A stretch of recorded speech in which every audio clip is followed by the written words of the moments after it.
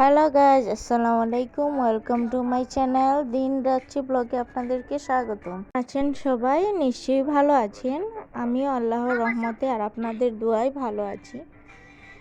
তো প্রথমে আপনাদের কাছে একটা লাইক চেয়ে নিচ্ছি, যে যেখান থেকে দেখবেন আমার এই ভিডিওটি একটা লাইক দিয়ে দিবেন প্লিজ। কারণ লাইক ছাড়া আসলে আমার এই ভিডিওটি কোনো শেয়ারের কাজ করবে না। আপনাদের একটি লাইক আমার এই ভিডিওটি আরও 10 জনের কাছে পৌঁছে দেবে। সেই জন্যই কিন্তু আপনাদের কাছে প্রতিদিন একটা লাইক চেয়ে নিই। আর যদি আপনারা নতুন হয়ে থাকেন তাহলে চ্যানেলটিকে কিন্তু সাবস্ক্রাইব করে দেখতে পারেন। আমার এই ছোট্ট উপকারটি করে আপনাদের কোনো ক্ষতি হবে না, বরঞ্চ একটা সোয়াবই হবে। ধরে নেবেন যে আমি আপনাদের জন্য দোয়া করে দিয়েছি। যারা যারা আমার এই ভিডিওগুলো দেখে সাপোর্ট করেন, আমি সবার জন্য দোয়া করি। সবার মনের আশা আল্লাহ তাআলা পূরণ করুন। ঈদের আগের দিন একটা বিছানা চাদর বিছিয়েছিলাম, তার উপরে কিন্তু আরেকটা বিছানা চাদর বিছিয়েছিলাম। এইটা উঠিয়ে এখন আরেকটা ধোয়া পরিষ্কার একটা চাদর বিছিয়ে দিলাম। আসলে এখন তো আর ঈদের মৌসুম শেষ, ঘরে রেগুলার ইউজের জন্য চাদর যেগুলো সেগুলো আবার বিছানো শুরু করে দিলাম। আর সাদা চাদর সব সময় ইউজ করা যায় না, সেজন্য আমি এখনও যেহেতু নতুন এখনও চাদরটা, সেজন্য তাড়াতাড়ি উঠিয়ে নিয়েছি।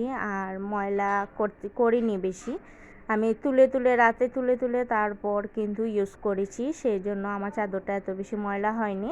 মানে একদম নতুন রয়েছে, শুধু দিনের বেলা বিছিয়েছি, আবার পরে সেদিন রাতে আবার উঠিয়ে নিয়েছি। মানে এইভাবে করে চাদরটা ইউজ করেছিলাম, যার কারণে আমার চাদরটা এত বেশি ময়লা হয়নি। তো এটাকে রোদ দিয়ে তারপর গুছিয়ে রেখে দিয়েছি, আবার মেহমান বা কোনো ফাংশনে আবার বিছাবো। তো এরকম করে কিন্তু আমি চাদরগুলো ইউজ করি। আর যখন এটা একটু পুরাতন হয়ে যায়, মানে কয়েকবার বিছিয়ে ফেলেছি নতুন থাকতে, তারপর কিন্তু আমি এগুলো আবার নিয়মিত বিছানো শুরু করে দিই। তো একটু যত্ন করে কিন্তু কাপড় চোপড়গুলো বা বিছানা চাদরগুলো একটু যত্ন করে ইউজ করলে কিন্তু অনেক দিন যায়। আর আমি এত বেশি কাপড় চোপড় এত অপচয় করে ইউজ করি না, কারণ আমার কাছে সব জিনিসের প্রতি একটা মায়া কাজ করে।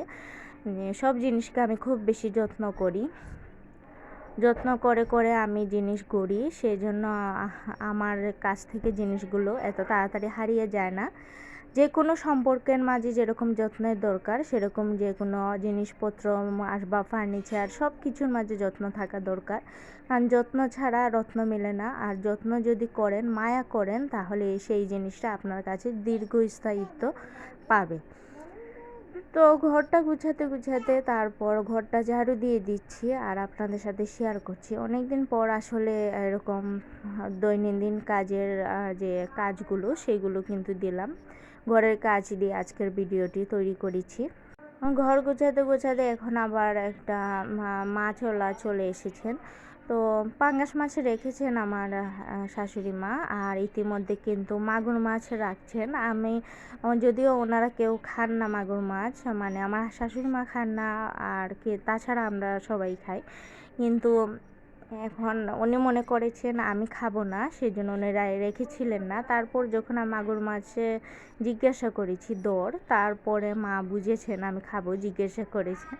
বললাম খাবো তো, আমি তো খাই তো মাগুর মাছ। তারপরে উনি একসাথে 5টা মাগুর মাছ এখানে ছিল, যতগুলো ছিল সবগুলোই রেখে দিয়েছেন। আর এখন সবগুলো মাছওয়ালা কেটে শুধু মাথাগুলো কেটে দিয়ে যাচ্ছেন, আর বাকিগুলো আমি পিস পিস করব। তো আপনাদের সাথে একটু শেয়ার করে দিলাম। আর আমার একটু আউটসাইডে কথাগুলো একটু শোনা যাচ্ছে, সেই জন্য আপনাদের কাছে দুঃখিত। দিচ্ছি তখন আসলে দিনের বেলা ভিডিওটা দিচ্ছি, যার কারণে সবাই সজাগ, আর ভয়েসটা বারবার কিন্তু সবার শব্দ চলে আসছে, সেই জন্য আপনাদের কাছে আন্তরিকভাবে দুঃখিত। তো মাগুর মাছ আপনারা কিভাবে খান কমেন্ট করে জানাবেন। তো এই দিকটাতে কিছু আমার মেয়ের জন্য উপহার চলে এলো। এই যে এখানে এই পলিথিন ভর্তি কিন্তু অনেকগুলো ইন্ডিয়ান চকলেট আর বিস্কিট আর তারপর সাবান, এগুলো কিন্তু ওর একজন চাচা মানে লিমন চাচা নামে একজন চাচা আছে আমার মেয়ের, ও কিন্তু অনেক বেশি আদর করে আমার মেয়েকে। সেই জন্য ও যেখানেই যায় যে কিছুই আনে ওর জন্য সবার আগে আনে। তো এই সবগুলো কিন্তু জাফলংয়ের ইন্ডিয়া বাজারে উঠে, মানে জাফলংয়ে বর্ডারে এখানে বাজারগুলো বসে, সেখানে কিন্তু এই জিনিসগুলো পাওয়া যায়। তো গিয়েছিল ওর জন্য নিয়ে এসেছে। আর এই দিকটাতে কিছু গাজর ফ্রিজে ছিল, নষ্ট হয়ে যাচ্ছিল প্রায়। তারপর এগুলোকে একটু পিলার করে তারপরে এরকম স্লাইস করে করে কেটে দিচ্ছি চিকন চিকন করে। এরকম কিন্তু গাজরগুলো চিকন চিকন করে কেটে অনেক দিন সংরক্ষণ করা যায়। তো সেই জন্য আমি এখানে বসে এই কাজটা কিন্তু গুছিয়ে রাখছি। তো এরকম চিকন চিকন করে কাটলে কি হয়, যে কোনো ভাজি টাজিতে দেওয়া যায় বা কোনো ধরনের পুর রেডি করতে গেলে এই ধরনের জিনিসে বা এরকম সাইজটা দেওয়া যায়। তাছাড়াও কিন্তু নুডলস পাস্তা এগুলো রান্না করতে এই ধরনের ভাবে কিন্তু আমি গাজর দিই। আর সেই সময় কিন্তু এই গাজরগুলো কাজে লাগে। আর এভাবে যদি সংরক্ষণ করে ডিপে ফেলে রাখি তাহলে কিন্তু অনেক দিন যায়। তো আপনাদের কাছে আমার এই ছোট্ট ছোট্ট আইডিয়াগুলো বা ছোট্ট ছোট্ট কাজগুলো কেমন লাগে একটু কমেন্ট করে জানাবেন প্লিজ। আর অনেক আপুরা আছেন মাশাআল্লাহ আমাকে সুন্দর সুন্দর কমেন্ট করে প্রতিদিন।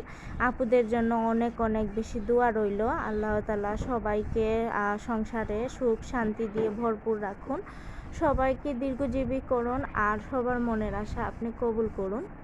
সবার জন্য আমার এই দোয়া থাকে। তো যাই হোক, অনেকেই দেখলাম কিন্তু বাবার বাড়ি ঘুরে এসেছেন, শ্বশুর বাড়ি ঘুরে এসেছেন। তো যেহেতু আমার বাবার বাড়ি শ্বশুর বাড়ি দুটোই কিন্তু টাউনে, সেই জন্য কিন্তু আমার সেরকমভাবে থাকা হয় না। আর ওর বাবা কিন্তু আমাকে যেতেই দেয় না। তো যাই হোক, এখন দুদিনের জন্য একটু রাজি করিয়েছি, দেখি দুদিনের জন্য যেতে পারি। তো সামনে ব্লগগুলো থাকবে আপনাদের জন্য। আজ এই পর্যন্ত, আল্লাহ।